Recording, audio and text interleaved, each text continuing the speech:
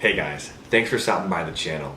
Wanted to spend this first video taking a little time explaining the reason I'm doing these videos and kind of what the format's going to be going forward. What I've found is in a lot of political debates, they usually devolve into a shouting match because each side isn't actually willing to hear what the other side has to offer. So my goal for this channel is to faithfully present both sides of an argument and cultivate a culture where people actually hear what the other side has to offer and not just a shorthanded misrepresentation. Let's look at universal healthcare, for example.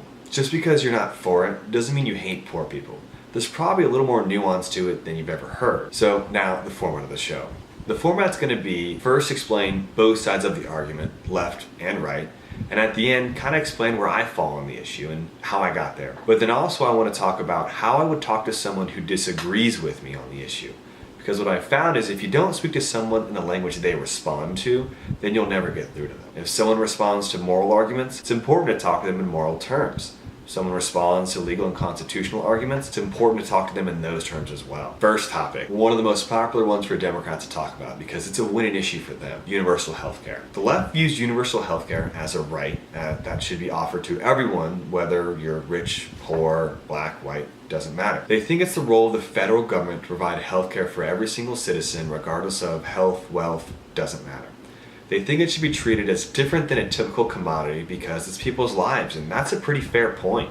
It's not the same thing as going out and buying a car. They'll often turn to Nordic countries and say, look, if they can do it, and with our vast amounts of wealth and our richest rich, we should be able to do it too, which sounds fair on its surface. The right looks at healthcare through the lens of economics and constitutionality.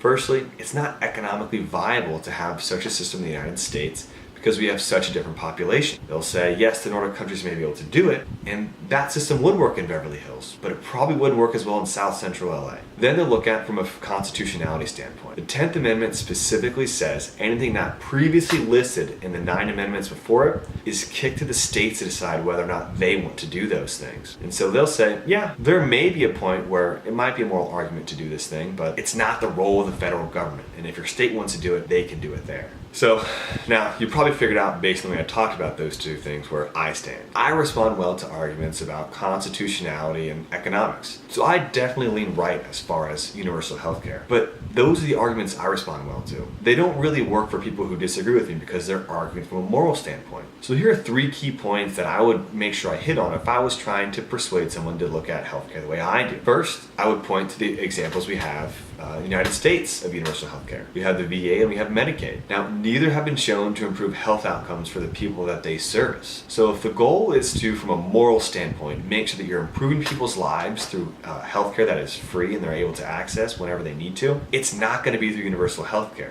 at least in the way it's done in the United States. Secondly, I would ask is if they've ever had a positive experience with any kind of federal or state government agency. Or did they find them to be efficient, fast, friendly, and effective? Maybe, but probably not. Now, if they can handle something as simple as giving people licenses and renewing their registrations for their car, do you think they'll be able to efficiently handle something as big as 1/6 of the US economy in the healthcare sector?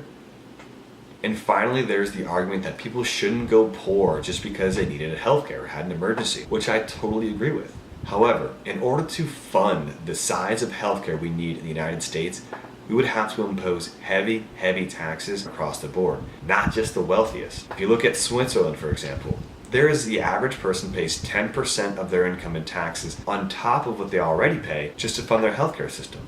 So while universal healthcare may not make someone poor because of an emergency, it will certainly keep them poor because of the new taxes they're going to have to pay.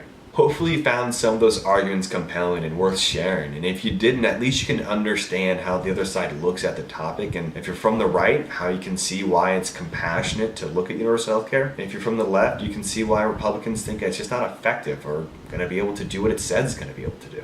Thanks for stopping by, guys. I hope you learned something and at least you found value in hearing how the other side tends to look at things and the lens that they look at those topics from. On our next video, we'll talk about one of the most controversial issues in today, and that's the gun debate. How the left views guns, how the right views guns, and maybe there's somewhere they can come in between. Like, subscribe, share, etc. You know the deal.